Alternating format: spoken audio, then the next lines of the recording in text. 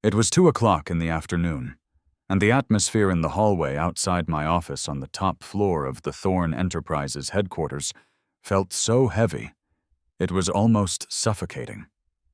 Sophie, the new executive assistant that Human Resources had scrambled to find for me, was standing there clutching a coffee cup like it was a lifeline. I could see from the doorway that her palms were sweating, leaving damp marks on the ceramic. She had been pacing back and forth in front of my door for the third time, her heels clicking nervously on the floor. When I let out an annoyed noise from inside my office, I was sitting close enough to the door to be heard. She flinched so hard I thought the coffee was going to end up all over the expensive carpet. She took a long, shaky breath, pushed open the heavy, solid wood door, and walked in, as if she were stepping into a lion's den. I was sitting inside, trying to get comfortable in my Herman Miller executive chair, which usually felt like a throne, but today felt like a cage. I had just returned from a month-long honeymoon in Europe, and instead of feeling refreshed, I was exhausted. My legs were crossed, and my custom-tailored suit was sharp and immaculate, but I felt like a mess on the inside. I was on the phone, pressing the device against my ear with one hand, while my other hand rubbed at the deep furrow forming on my forehead. "Ryan, just stay at the house and get over the jet lag," I said into the phone, trying to force my voice to sound gentle, even though I wanted to scream. "It is an absolute disaster here at the office, and it is driving me completely insane." I hung up the phone, and the mask of gentleness dropped instantly. My face hardened into stone. I looked up at Sophie, and I knew my eyes were cold. "Ms. Thorn, your coffee," Sophie said, rushing forward to place the cup on the coaster on my desk. I picked it up and took a sip. Immediately, I frowned. I slammed the cup back down on the desk with enough force that a few brown drops splashed out onto the polished wood surface. "It's 3 degrees too hot," I said, my voice flat and devoid of any kindness. "And you used 1 part too much sugar. Is this really the best executive assistant HR could find for me?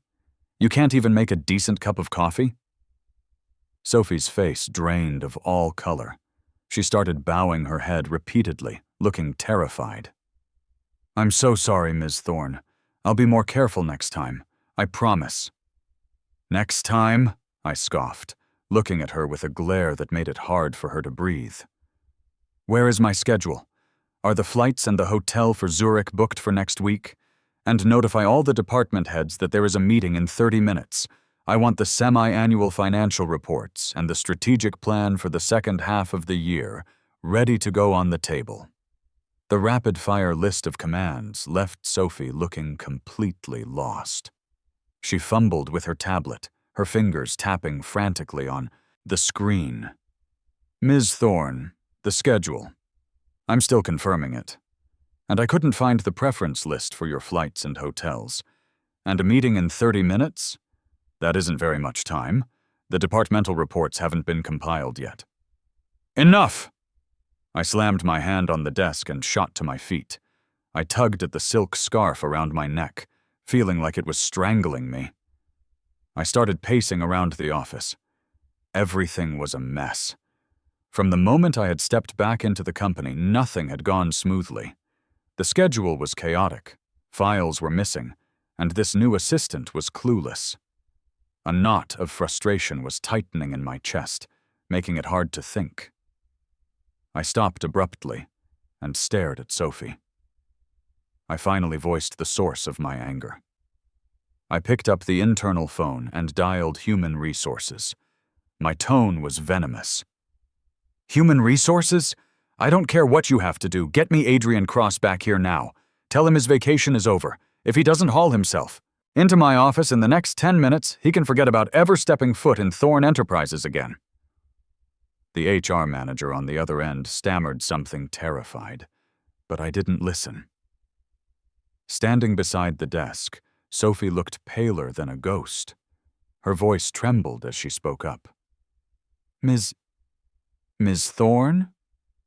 I slammed the phone down, and swept my icy gaze over her. "What are you still standing here for? Are you waiting for me to buy you dinner?" "No, that's not it." She mustered all her courage, her voice barely a whisper. "Miss Thorne, Mr. Cross, he came in this morning to file his resignation." I froze. I turned around slowly, a look of total disbelief on my face, as if I hadn't heard her correctly. "What did you say?" "Mr. Cross resigned," Sophie repeated, her voice a little louder this time. He said he's going back to his hometown to get married, so he won't be coming back." A dead silence fell over the office. I stared at Sophie for a full 10 seconds. The shock on my face slowly faded, replaced by a look of absurd, contemptuous amusement. "Ha!" I laughed, as if I'd just heard the funniest joke of the year. I sat back down in my chair, leaned back, and pulled out my phone to call Ryan again. My voice dripped with undisguised mockery. "Did you hear that, Ryan?" I said into the phone. "My dear assistant is trying a new tactic to force my hand." Ryan's gentle voice came through the speaker. "Julianne, don't be angry. He's been with you for so many years, it's normal for him to act out a little. But doesn't he know we just got married in Europe?" "Of course he knows. The whole world knows," I said with a light laugh, my eyes scanning the bustling financial district outside my window. My tone was confident and cruel. "That's why this is called desperation. He'll be back in 3 days, begging for his job." I hung up and tossed the phone casually onto the desk, the scorn in my eyes deepening. A man with no connections, who had only climbed to the executive assistant position through sheer competence. What kind of future could he possibly have without me? Without the fortress that was Thorne Enterprises? Marriage was just another clumsy ploy, another attempt at playing hard to get. I could almost picture Adrian holed up in some corner right now, anxiously waiting for my call. The smile on my lips grew colder. I wouldn't call. I would wait for him to realize his little drama had failed, and then, just like countless times before, he would come back to me, head bowed, with the perfect amount of apology in his eyes. But this time, I didn't know that I would be waiting forever. On the first day of Adrian's absence, the finely tuned machine of Thorne Enterprises began to show the first signs of falling apart. The afternoon meeting was a disaster, completely derailed by my temper. The finance department's report had contradictory data, the marketing department's presentation was riddled with errors, and even the conference room projector malfunctioned. "You can't even handle these simple things? What exactly do I pay you for?" I slammed a stack of files onto the table. The dozen or so department heads in attendance were dead silent, afraid to breathe. After the meeting, I returned to my office, my face a thundercloud, only to find the new assistant, Sophie, standing at the door, drowning in a sea of paperwork. "Ms. Thorne, this is the itinerary for your private dinner next week with Ms. Wagner from UBS. Please take a look." I took the paper and glanced over it, my brow immediately knitting into a tight knot. "The venue is the Azure Room. Did I authorize that?" Sophie looked clueless. "Ms. Thorne, the Azure Room is the most exclusive private club in the city. I saw from previous records Ms. Wagner is allergic to seafood, and the Azure Room's chef specializes in seafood." I cut her off, my voice frigid. "Also, her husband prefers the scent of pine and cedar, not this generic floral cologne you have listed for the gift bag. Didn't you even look at the most basic client profiles?" I... Sophie was on the verge of tears. "Ms. Thorne, all the previous client files were managed by Mr. Cross. His computer access has been locked, and we couldn't find them on the server. If you can't find them, figure it out." I crumpled the itinerary into a ball and threw it on the floor. "I don't care what you have to do, get this all sorted out by tonight, otherwise your entire assistant team is fired." Sophie scrambled out of the room, tears streaming down her face. Alone in the office, I irritably pulled off my scarf and slammed my fist on the desk. This wasn't the first time. Since the morning, I felt like a warrior who had lost both her right and left hands, hamstrung at every turn. I instinctively started to call out for Adrian, only to remember in the middle of saying his name that the man was gone. I opened my personal email, hoping to find olden files, but it was wiped clean. All the detailed client notes, travel plans, and even my personal reminders were gone. Those were things Adrian had synced to me daily from his personal account. Now that he was gone, that account was silent. It was only then that I began to realize that over the past 7 years, Adrian had seeped into every corner of my work and life like air. He wasn't just an assistant. He was a super data processing center, freeing me from all the tedious, mundane tasks so I could focus on the most important strategic decisions. And I had taken it all for granted, even looking down on it. It's just an assistant's job. What's the big deal? I told myself, trying to suppress the unfamiliar panic rising in my chest. I picked up the phone again, this time calling the director of public relations. "Hello, it's me." My voice had regained its usual composure. "Contact Ms. Wagner's secretary and reschedule the dinner details. Prepare a generous gift and say it's a small token of my apologies." I believed that with Thorn Enterprises' financial power and status, we could easily make up for these minor oversights.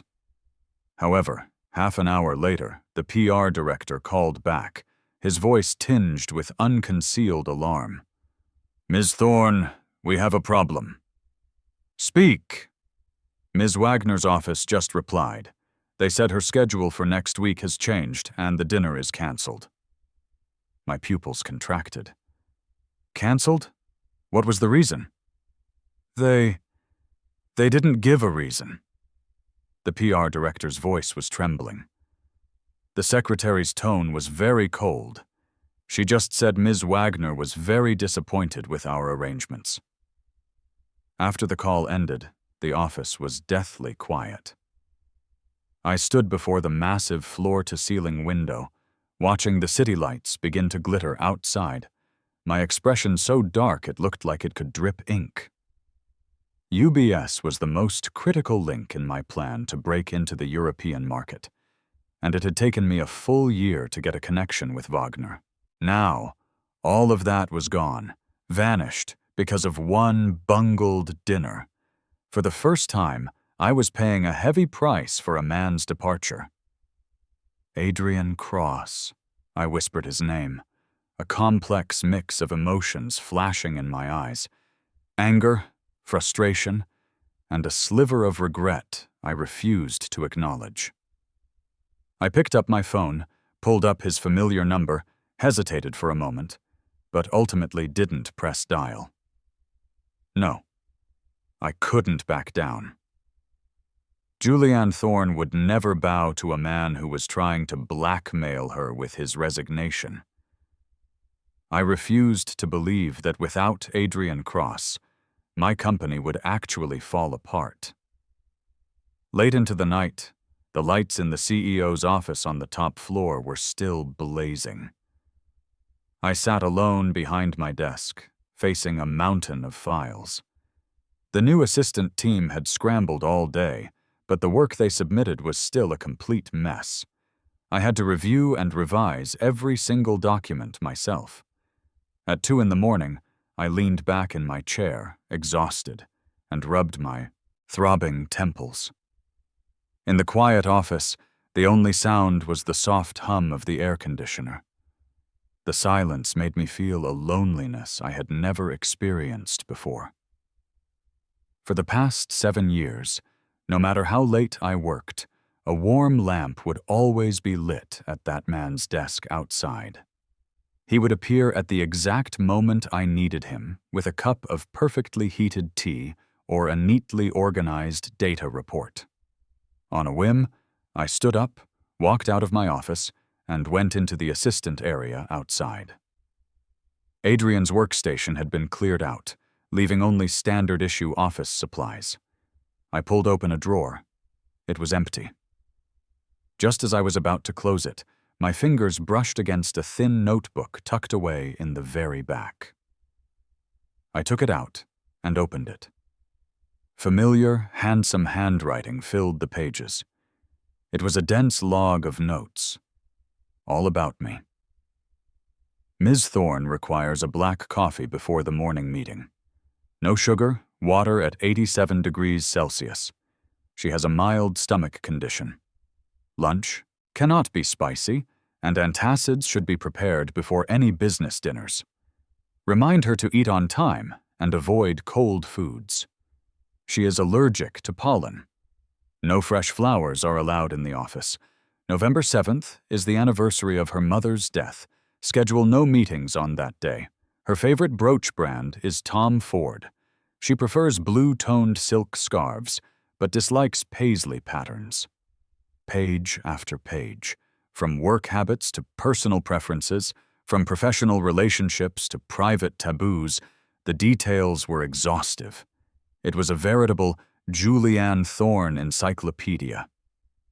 My fingers traced the handwriting, and my heart felt as if it were being squeezed by an invisible hand, a sharp, unfamiliar pain piercing through. I had never known that the quiet man who always kept his head down had observed me in such minute detail. He knew me better than I knew myself. For 7 years, he had been like the most sophisticated radar, scanning and recording everything about me, then silently, clearing all the trivial obstacles from my path. And what had I given him in return? Entitled demands, the status of a secret lover, endless indifference, and a wedding announced to the entire world, a world from which he was the only one excluded. A powerful wave of frustration and regret washed over me. I slammed the notebook shut, threw it back in the drawer with a dull thud, and told myself I couldn't think about it anymore.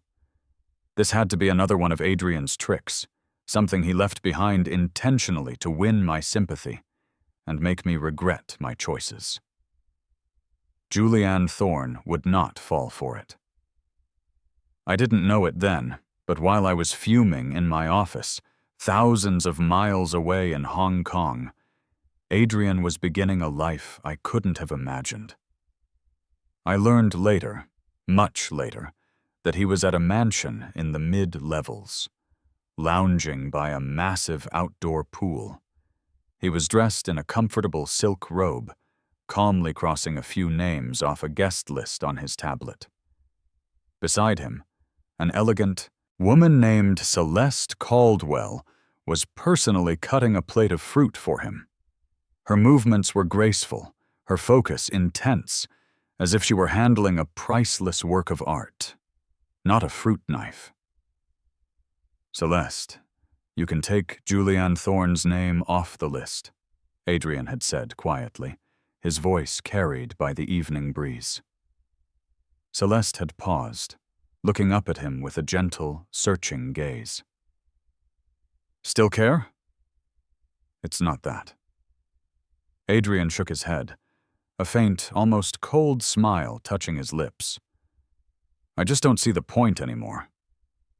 He looked up at the glittering skyline of Victoria Harbor. The last 7 years were like a long internship. Now that the internship is over, and I have the experience I wanted, it's time to make a clean break from my old boss. Celeste put down the fruit knife, walked over, and wrapped her arms around him, resting her head against his chest. That internship must have been hard on you, she said softly. Adrian didn't speak, just wrapped his arms around her in return. Not at all, he said after a long moment. At the very least, it taught me one thing. You can never wake someone who's pretending to be asleep, and you should never base your own value on someone else's approval. He turned to look at Celeste, his eyes clearer and more determined than ever. My value was never hers to define. Celeste saw the stars in his eyes and smiled. She leaned in and kissed his cheek. "You're right," she said. "But since the internship is over, shouldn't we show that former boss what a phenomenal resume she missed out on?" Adrian smiled back, a glint of mischief in his eyes as he met her gaze. "Perhaps," he said, "but that depends on whether she even qualifies for an interview." Back in my reality, my nightmare was far from over. The failure of the Wagner dinner was like the first domino to fall, setting off a chain reaction. Several potential European investors who had been on the fence immediately became non-committal. But the real blow, the one that hit closest to home, was the ticking time bomb within the company, Project Falcon. Project Falcon was an overseas acquisition of a high-tech company that Thorn Enterprises had initiated last year. It was the most critical part of our 5-year strategic plan. But now, in the company's highest-level board meeting, the project was shrouded in doubt. "Julianne, are you sure there are no issues with the core data model for Project Falcon?" The first to challenge me was a company veteran, my Uncle Walter. My expression remained unchanged. "Uncle Walter, this model has undergone hundreds of stress tests. It's absolutely foolproof." "Foolproof?" Walter sneered, tossing a file onto the conference table. "Then explain why Wall Street's top venture capital firm, Obsidian Capital, suddenly withdrew their offer to lead our Series A funding yesterday. The reason they gave was that the model has a fatal logical flaw." "What?" My face changed. I immediately picked up the file Obsidian. Capital's opinion was a bellwether for all of Wall Street. Their withdrawal was practically a death sentence for Project Falcon. The head of the tech department stood up, sweating profusely, his voice trembling. "Ms. Thorn, directors, the model, it was built entirely by Assistant Cross. It contains a lot of proprietary source code and encryption algorithms that only he can decipher. Since he left, we've tried everything, but we can't access the core layer for maintenance, let alone fix any flaws. A mere assistant can determine the fate of our company's multi-billion-dollar project?" Walter's tone was full of disbelief, his gaze like daggers aimed at me. "Julianne, don't you think you owe the board an explanation? How exactly do you manage your core team?" In the boardroom, all eyes were on me, questioning, scrutinizing, and some even gloating. My face turned pale, and my hands, hidden under the table, were clenched into tight fists. I never imagined that Adrian would dare to leave such a massive landmine for me before he left. He hadn't just taken his talent with him. He'd left behind a time bomb I had no way of defusing. I took a deep breath, forcing down my shock and anger. I looked up, met their gazes, and kept my voice steady. "Everyone, rest assured, I will handle this." I turned to the tech director, my tone leaving no room for argument. "It's just an assistant's work. It's not a big deal. I'm giving you 3 days. I don't care what it takes. Even if you have to hire the best programmers in the world, you will crack this model for me." I sounded tough, but for the first time, a sense of powerlessness washed over me. I knew this wasn't about money. The model Adrian had built integrated cutting-edge financial algorithms with his own unique encryption methods. It was his core technology. It was less a piece of company property and more the embodiment of his personal genius. After the meeting, I returned to my office and immediately had my assistant team frantically contact the world's top data engineers. However, the response was always the same: impossible to crack or requires personal authorization from the creator.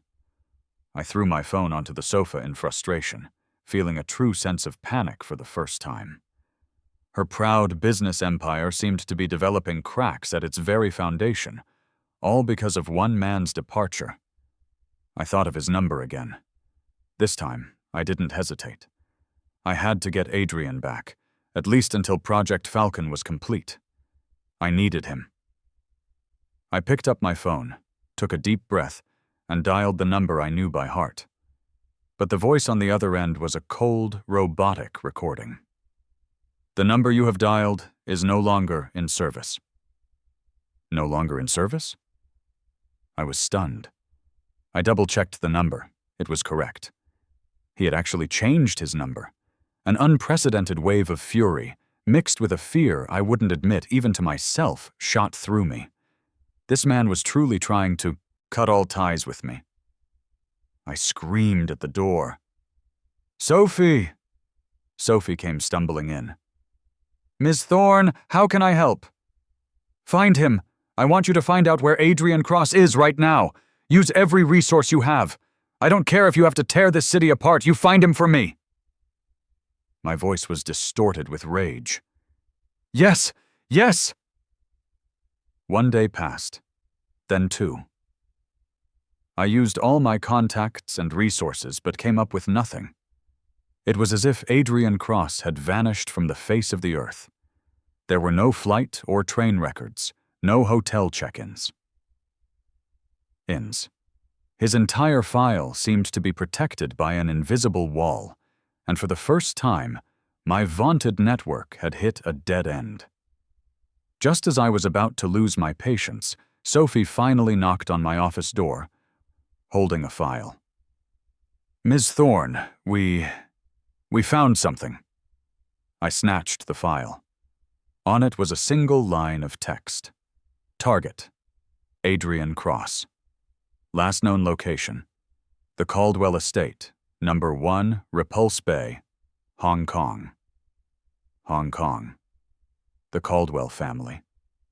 My pupils shrank. Of course, I knew what the Caldwell family of Hong Kong represented. They were a true legacy family, a dynasty that even my family had to look up to. How could Adrian possibly be connected to them? A ridiculous thought flashed through my mind, but I quickly dismissed it. "Impossible," I muttered. "There must be a mistake. Maybe he was just working there as a tutor or a gardener." I stared at the address, my eyes filled with shock and doubt. I had a sinking feeling that things were spiraling far beyond my control. A massive iceberg, of which I had never seen the full picture, was slowly revealing its terrifying, minuscule tip. While I was being tormented by Project Falcon and Adrian's mysterious disappearance, another bigger storm was brewing. In a Thorn Enterprises conference room, the atmosphere was so oppressive it was almost hard to breathe. The entire core team for the Smart City project was seated around the table, their faces etched with exhaustion and anxiety. I sat at the head of the table, my expression grim. Half an hour earlier, we had received a second and final warning from our client, the mysterious overseas conglomerate known as the Vanguard Consortium. A harshly worded email was projected onto the large screen. "We have received your second revised proposal. Frankly, the result is extremely disappointing.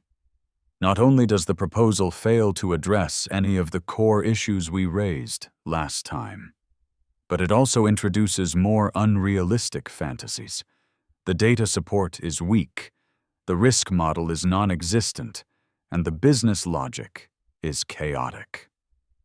Every word of the email was like a sharp slap across my face and the face of my entire team. The project director's voice trembled as he spoke. "Ms. Thorne, Vanguard is being very firm. They said if we can't produce a satisfactory proposal at the final bid meeting in 1 week, they will not only terminate the partnership, but will also place Thorn Enterprises on their permanent blacklist and notify the entire industry of our unprofessionalism." His words hit the room like a bombshell. Permanent blacklist? And notify the whole industry? That was too harsh. This wasn't just about losing a deal anymore. This could destroy Thorn's reputation. Who are these Vanguard people anyway? Why are they so ruthless? Listening to the chatter, my face grew darker. The Smart City project was my baby. I had personally guaranteed the board that it would be the landmark project for Thorn's next phase of growth. If this project failed, I would not only become a laughingstock in the industry, but would also lose all credibility within the company. It was a failure I absolutely could not accept. "All of you, be quiet," I snapped. And the room fell silent. I stood up, my eyes sweeping over everyone present, my voice cold and decisive. A crisis is also an opportunity. Times like these are a true test of our abilities. I am now announcing that effective immediately, all members of the project team will have their vacations canceled. Everyone will remain at the company on 24-hour standby. We must win the bid in 1 week, at any cost. I tried to rally their spirits, but it had little effect. Everyone knew the problem wasn't a lack of effort, but a fundamental flaw in their approach. After the meeting, the project director hesitated before knocking on my office door. "Ms. Thorn, there's something I feel I should mention." "Go on." "I've been carefully studying Vanguard's reasons for rejecting our proposal, and I find their way of thinking, their whole critical perspective, it's very familiar." "Familiar?" I frowned. "Yes." The project director nodded, choosing his words carefully. "It's very much like how Assistant Cross used to shoot down our internal proposals when he was still here. The same sharpness, the same way of getting straight to the point, the same absolute refusal to pull any punches." My heart sank. I opened the email again, reading it word by word. It was true. The calm, objective, yet authoritatively judgmental tone, the almost obsessive demand for data and logic. It was similar. Too similar. An even more absurd, more unbelievable idea began to form in my mind. "No, impossible," I whispered. Adrian was just an assistant. How could he possibly be connected to a powerhouse like the Vanguard Consortium? It had to be a coincidence. I shook my head forcefully, trying to banish the ridiculous thought. I spoke to the project director in a low voice. "Stop letting your imagination run wild. The most important thing right now is to find the problem with the proposal and fix it. You can go now." After the director left, I sat alone in the vast office, my thoughts in turmoil. I picked up the report on Adrian's whereabouts again, my eyes fixed on the words. "The Caldwell Estate, number 1 Repulse Bay." The unknown was breeding fear. For the first time, I realized I knew nothing about the man who had been by my side for 7 years, and that ignorance was like an expanding black hole, beginning to swallow everything I had ever been proud of. I later found out that while I was struggling, the Caldwell family was holding a meeting in Hong Kong that would decide the flow of hundreds of billions of dollars. Seated around the long table were the elders of the Caldwell family. They had gathered to decide whether to make an additional strategic investment in the Smart City project led by the Vanguard Consortium. "Celeste, while this project has great potential, the risks are also extremely high," a white-haired elder had said, "particularly their chosen partner on the mainland, Thorn Enterprises. According to our assessment, their capabilities are questionable. I'm afraid they will drag down the entire project." Seated at the head of the table, Celeste Caldwell turned her gaze to the man sitting beside her. "Adrian. Adrian, what do you think?" In that moment, every elder's eyes were fixed on Adrian. They looked at him with curiosity and scrutiny. Adrian met their gazes calmly.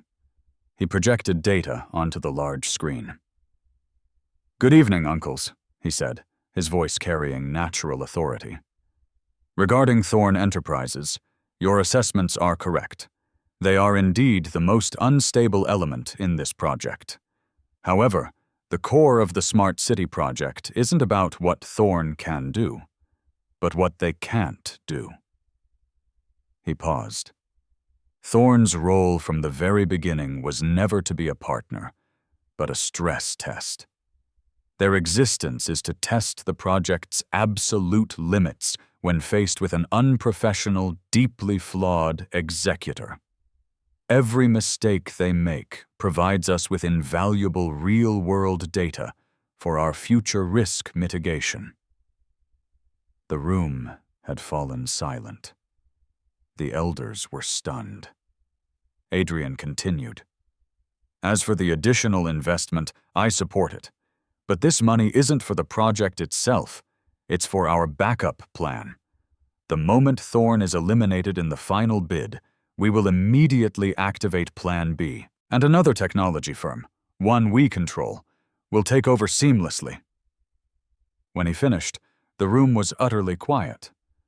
Then, the elder who had first raised objections nodded slowly. A stress test. And a Plan B. Impressive. Truly impressive. The outcome of the meeting was no longer in doubt. Afterward, Celeste walked with Adrian. I knew they wouldn't argue with you, she said. But what if Thorn's proposal somehow passes? Adrian looked down at her and smiled. A smile I would never see directed at me. With me there, what chance does she have? Back in the present, I was oblivious to this. The next day, Celeste Caldwell mobilized her resources. She sent out invitations to the world's top media outlets for the final bid and partner press conference for the Smart City project, hosted by the Vanguard Consortium. The news spread like wildfire that the Caldwell heiress was personally attending. The invitation landed on my desk like a boulder. Seeing Celeste's name, tied so closely to the project, made me sick to my stomach. I had thought this was a normal business competition. Now it was clear this was a show run by giants, and Thorn Enterprises was just one of the desperate contestants. What unsettled me even more were the reports from my contacts in Hong Kong. They said Celeste Caldwell was getting married soon, but no one knew the true identity of her mysterious fiancé. A sense of dread, like a creeping vine, wrapped itself around my heart. Time crawled toward the final judgment day. Thorn Enterprises had become a high-speed war machine. I locked myself in my office, running simulations, rejecting ideas, trying to mimic Adrian's thought process to anticipate every sharp question Vanguard might throw at us. But the more I tried to imitate him, the more I felt out of my depth. I was discovering that his wild strategic ideas were backed by a vast foundation of knowledge I couldn't even begin to comprehend. Just as I was reaching my breaking point, an official email from the Vanguard Consortium arrived. It was a simple personnel announcement. To ensure the professionalism and authority of the final Smart City project proposal, the Vanguard Board of Directors has appointed Mr. Adrian Cross as the Chief Technical Advisor for this bidding process. Mr. Cross will have single-vote veto power, and his final assessment will directly determine the outcome of the project. Attached was his resume. It was startlingly brief. Adrian Cross, Ph.D. in Computer Science, Artificial Intelligence, Massachusetts Institute of Technology, former lead architect on 3 world-class Smart City projects. The resume sent shockwaves through my project team. An MIT Ph.D. and a leading expert on 3 global projects? Adrian Cross? I stared at the name, my heart hammering against my ribs. No, impossible. It has to be a coincidence. There are plenty of people with that name. The Adrian Cross I knew was just an ordinary assistant. How could he be an MIT Ph.D.? How could he have led world-class projects? Absolutely not. I forcibly suppressed the absurd thought, but the unease grew. I gave my team a final order. Find him. I want every piece of information you can find on this Adrian Cross. I want to know everything about him. 1 day passed, then 2. The result was still a blank slate. This Adrian Cross was a ghost. Aside from that terrifyingly simple resume, there was no information. I began to feel as though an invisible net was closing in on me. The night before the bid, Thorn Enterprises headquarters was ablaze with light. I stood at the floor-to-ceiling window of my office, looking down at the city, holding a glass of red wine. After a week of almost no sleep, we had produced what I believed to be a perfect proposal. It overturned all our previous thinking. A knock came at the door. The project director entered, looking weary but ecstatic. "Ms. Thorn, all the data has been double-checked. It's foolproof. Not even that PhD from MIT will be able to find a single flaw." "Good work," I said, my confidence soaring. "Tomorrow we won't just win, we'll win spectacularly. I'll show everyone that Julianne Thorn is the queen of this industry." Just then my personal cell phone rang. It was an unknown number. It was Ryan. "Julianne, it's me," he said, his voice choked with emotion. "I was at a brand event tonight and I heard some things about the Caldwell family and the Smart City project. They were saying that the chief advisor for the Vanguard Consortium is your old assistant, Adrian Cross. And not only that, he's Celeste Caldwell's fiancé." My mind went blank. Then a towering rage hit me. "So that's how it is," I let out a bone-chilling laugh. "He hid his identity and stayed by my side for 7 years to steal my secrets, only to betray me at the most critical moment." "Julianne, what about the bid tomorrow?" "It proceeds as planned," I said, my voice hoarse. "I'd like to see just how he plans to use his position to settle a personal score in front of the entire world." I hung up, clutching the phone. I thought I had him cornered. If he dared to reject my proposal, I would expose him on the spot. The next day, the final bidding event began at the Ritz-Carlton. The hall was packed. I sat in the center, wearing a perfectly tailored Armani suit, with Ryan beside me. "You don't seem nervous," Ryan whispered. "Why would I be nervous about dealing with a man who clawed his way up by clinging to a woman?" I chuckled. When it was our turn, I took the stage. I delivered my speech perfectly. Applause rippled through the audience. I returned to my seat, smug. Then the host stepped onto the stage. "And now please join me in giving the warmest of welcomes to the Chief Technical Advisor, specially appointed by the Vanguard Consortium's Board of Directors, Mr. Adrian Cross, who will come to the stage to deliver the final verdict." The heavy doors pushed open. A tall, handsome figure emerged, backlit by the light from the hallway. He wore a sharp white Tom Ford suit and a Patek Philippe watch. His face was a mask of calm, but his eyes were deep and cool. He walked past me without a single glance, as if I were nothing more than empty space. He went straight to the center seat on the stage. The European executives around him treated him with reverence. One even opened his water bottle for him. I felt the color drain from my face. This wasn't the assistant I knew. This was a king. Adrian picked up my proposal. The room held its breath. He picked up a red pen and drew 3 small circles on the document: the technical architecture, the financial budget, and the risk control model. He closed the proposal and pushed it aside. He looked up, meeting the executive's eyes, and spoke into the microphone. His voice was quiet, devoid of emotion. Logic confusion, data fraud, and risk assessment failed. The words stabbed into my heart. I shot up from my seat.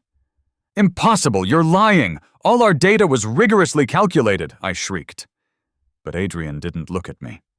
He delivered the final judgment. It's on the same level as the first project I did for her 7 years ago. Boom. The sentence detonated in my mind. He was telling the world that everything I was proud of was his work, that without him, I was nothing. I stumbled back, nearly collapsing. The stares and whispers of the audience washed over me like a tidal wave. I felt stripped naked. On stage, Adrian placed the pen back on the table and stood to leave. The executive announced, "On behalf of the Vanguard Consortium, I officially declare that Thorn Enterprises' proposal has not passed our final evaluation." "No, I don't accept this," I charged toward the stage. "Adrian Cross, explain yourself. This is personal revenge." 2 bodyguards blocked my path. Celeste Caldwell stepped out from behind them, standing beside Adrian. "Does it hurt?" she asked him quietly. Adrian shook his head. He didn't look back at me. "Let's go." He walked away with her, disappearing through the side door.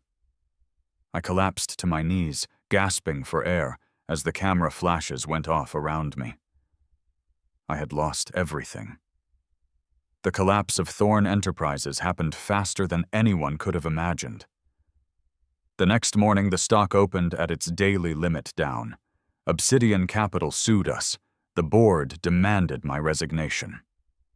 3 days later, I finally emerged from my office.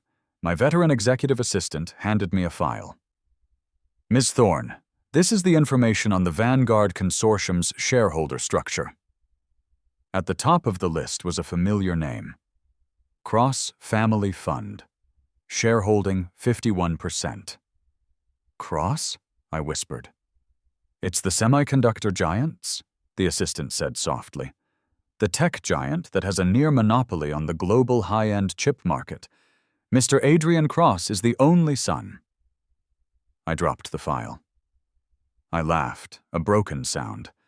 I had thought he was a nobody, but I was the nobody. "Ms. Thorn," the assistant added. 3 years ago, Mr. Cross anonymously acquired our biggest competitor to stop a hostile takeover, and 5 years ago, he fought off 3 thugs who were harassing you at a bar. He got 7 stitches.